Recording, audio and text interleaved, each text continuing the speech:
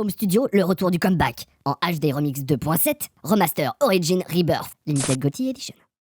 Hey, alors je sais pas si on sera dans le vlog 1, le vlog 2 ou le vlog 5, mais dans tous les cas, j'ai avancé dans le studio, donc j'avais envie de vous partager un peu tout ça. Vous devez le voir derrière moi, j'ai réagencé l'intégralité du rack, je vais vous expliquer mes choix. Alors, bien évidemment, j'ai pas bougé l'Arturia pour deux raisons, parce que 1, c'est un synthé que j'aime beaucoup, et la raison numéro 2, c'est qu'il est lourd, et j'avais là vraiment la full flemme, donc lui il a pas bougé. Par contre, il a un petit copain à côté de lui maintenant, qui est le Minilog XD, que j'ai vraiment mis à peu près à la même hauteur. Alors je sais pas si ça va bien se voir, mais il y a vraiment, si ça va peut-être se voir un peu, il y a un chouïa de millimètres qui les sépare. En gros, il n'y avait pas beaucoup plus de place. Faut pas trop y toucher parce qu'il me manque une vis. Faudra pas le dire. Au-dessus, du coup, je lui ai mis le Osmose qui avant était au-dessus, mais qui du coup était trop au-dessus et je pouvais pas m'en servir. Donc là, maintenant, il est à bonne hauteur, bien agencé comme il faut, bien soutenu. Voilà, il va pas bouger a priori. J'espère, sinon c'est la merde.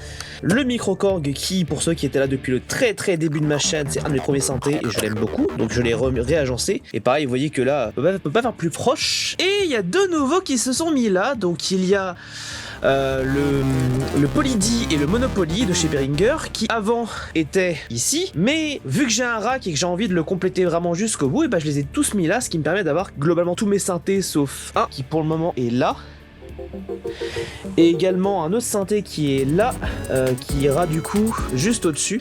Et ensuite, en fonction de la place, peut-être que je pourrais peut-être caler le micro fric. Sinon, eh ben, je devrais racheter un autre rack. Ah là là, terrible coup du destin qui s'abat sur moi. Je vais devoir acheter un nouveau rack et le remplir. Comment vais-je survivre face à cette infamie ? Bref, vous avez compris l'idée. Et juste au-dessus, j'ai réussi à bien positionner le Medusa pour que tout soit accessible, et j'en suis plutôt content. Et globalement, si on regarde bien, tous les boutons de tous les synthés sont visibles. L'avantage étant que celui-là, il en a peu, donc c'est assez rapidement visible. Lui, tout est comme ceci, donc ça va assez vite. Même le Arturia, en fait, si vous regardez, tous les boutons sont visibles, même de là où je suis à peu près, donc c'est pas mal. Ici, tout se gère avec l'écran qui est là. Là, tous les boutons sont à peu près visibles, hein, mais vu que de toute façon, je suis pas très grand, moi je vois tout. Ici, tout se voit, ici, tout se voit. Donc je suis plutôt content de ce positionnement. La prochaine problématique avec ce rack, ça va être de m'occuper des câbles, donc pour faire une sorte de gaine électrique avec tous les câbles qui passent dans l'un, et faire passer tous les câbles jack d'un seul vers le bureau sur lequel on va revenir dans un instant. Et vous voyez, tous les câbles là, ils sont là en bordel. J'ai commencé tout doucement à les ranger au propre parce que quand j'ai dû tout vider pour installer le bureau, j'ai vraiment retiré les câbles le plus rapidement possible. Alors il y en a qui sont déjà enroulés, mais j'ai vraiment fait au plus vite. Avant de passer au bureau, je vais rapidement vous montrer. Ici, du coup, j'ai mis le micro fric avec le Ableton Push 2 que pour le moment je garde parce que je veux voir si je peux pas m'en servir en complément du Ableton Push 3, parce que le Ableton Push 2, même s'il ne peut pas contrôler en MIDI comme le fait le Ableton Push 3 les synthés, il a quand même l'avantage de pouvoir faire play, pause et de pouvoir potentiellement contrôler et envoyer quelques mélodies. Donc en complément du clavier ici qui du coup est le Native Instrument je sais plus quoi MK2 qui est toujours là, et bah c'est pratique d'avoir quand même l'accès aux deux. Et je me demande si je peux pas envoyer des signaux Ableton Push 3 via le Ableton Push 2, ce qui fait que le 2 pourra contrôler le 3 qui contrôlera les synthés. Oui, je sais, c'est le bordel, mais dans ma tête, ça c'est vachement clair, ok? Trust me, I'm an engineer. Donc dans l'idée, le micro fric, le Ableton Push et le MK2 qui sont là, et ici pour le moment, je laisse libre parce que j'ai dans l'intention d'acheter un synthé qui sortira prochainement. S'il y en a qui sont un peu collés sur l'actualité synthé, essayez de deviner lequel je vais prendre à vos commentaires. Ensuite, le bureau. Alors, hop.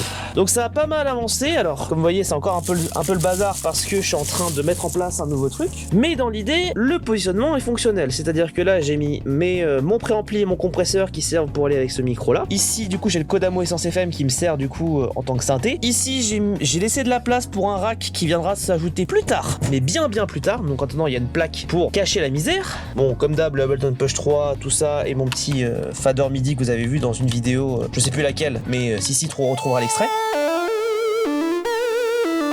Et mes clients découvrent ce qu'ils ont dans leur assiette. La particularité, c'est que du coup j'ai mis mes 3 cartes son.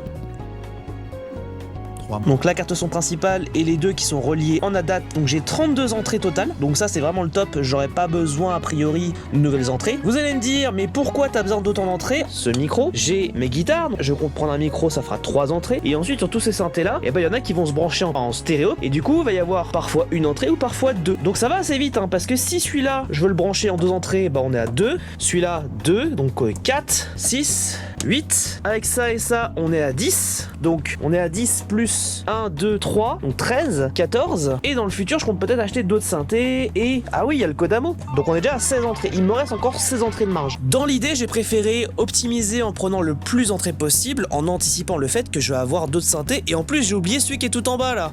Donc en fait, il y a bien plus d'entrées que ça. J'ai plus que 16 entrées nécessaires. Et je sais très bien que je vais avoir d'autres choses à brancher. Donc je préfère prendre plus en anticipant et pouvoir me dire, bon, de toute façon, je suis large pour très longtemps. Donc il y avait cette raison là. L'autre raison, c'est que j'ai des partenaires avec Arturia, donc ça me permet d'avoir des tarifs un peu préférentiels, pas se le cacher. Et surtout, je voulais tester le software de Arturia, qui est, je vous tease un peu le test, mais qui est 1 milliard de fois supérieur à celui de Focusrite, en termes de stabilité, en termes de moi, mon usage. Alors il y a encore quelques trucs que je comprends pas, donc là j'ai demandé de l'aide à Arturia là-dessus, mais j'en suis plutôt content, et ça va me sauver la vie sur pas mal de choses. Donc voilà.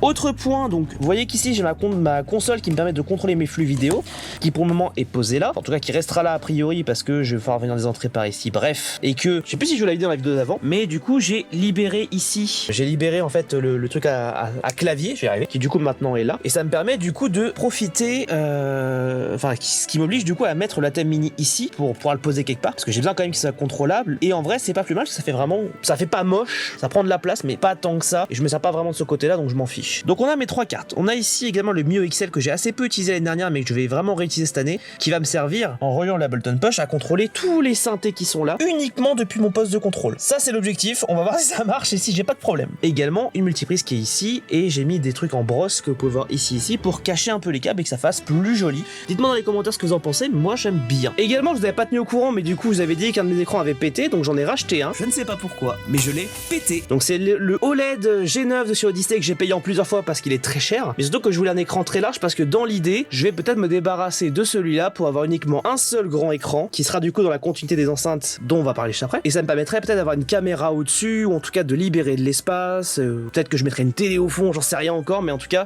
j'aimerais bien libérer de l'espace ici pour avoir un truc vraiment un peu cockpit dans l'idée. Et donc, je parlais d'enceinte parce que, donc je viens de me remater la vidéo bilan parce qu'au moment où je tourne, on est le 30 décembre, donc la vidéo va sortir dans pas longtemps, et effectivement, j'ai parlé d'enceintes que j'avais acheté, donc des Focal Trio 6 BE, sauf que j'ai eu un incident malheureux et j'ai pété un truc en beryllium.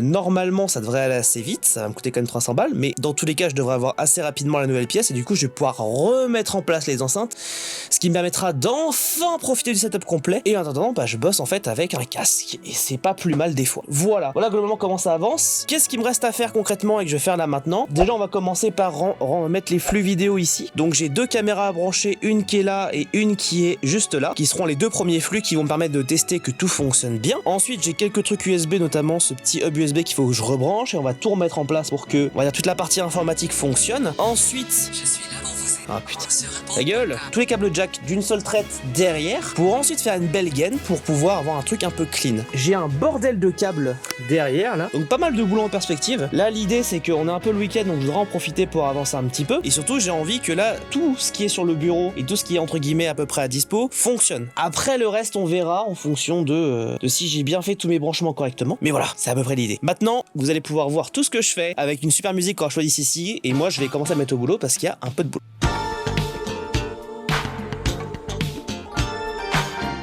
Bon, j'ai quasiment fini cette EPL Studio. Les 2 seuls trucs qui me restent à faire, c'est de câbler la partie jack, donc pour que mes cartes son récupèrent le flux audio, et remettre en place le système MIDI pour pouvoir faire en sorte que mon contrôleur MIDI, donc le Ableton Push, contrôle le reste de mes synthés. Alors, ça marchera à peu près pour tous, sauf pour lui là. J'aimerais même, on va essayer de voir si c'est possible, envoyer du signal MIDI depuis Ableton pour pouvoir créer des mélodies MIDI et pouvoir les plugger directement aux différents synthés. Tout un setup, on va essayer de le faire. Pour vous tenir au courant sur la partie avancée, je vais vous montrer le câblage électrique. Très rapidement parce que j'ai bientôt plus de batterie. Donc ce que j'ai fait, c'est que j'ai fait passer les câbles électriques. Alors on les voit pas, donc c'est plutôt pas mal. Je les ai fait passer tout derrière comme ça, et en fait tout est plugué en bas. Quand on regarde le stand à synthé, et ben on les voit pas. Ça fait vraiment clean. Ah oui, j'ai enlevé aussi les feuillages qu'il va falloir que je remette un peu ailleurs parce qu'en fait sur le synthé c'est un peu chiant, notamment pour le câblage. Donc peut-être que je le remettrai dessus, peut-être que je le remettrai pas. Dites-moi dans les commentaires ce que vous en pensez, mais moi j'aime bien. Donc là on va passer au câblage jack. Je vais pas pouvoir tout filmer parce que j'ai plus de batterie sur la caméra, mais je vais vous montrer une fois le rang.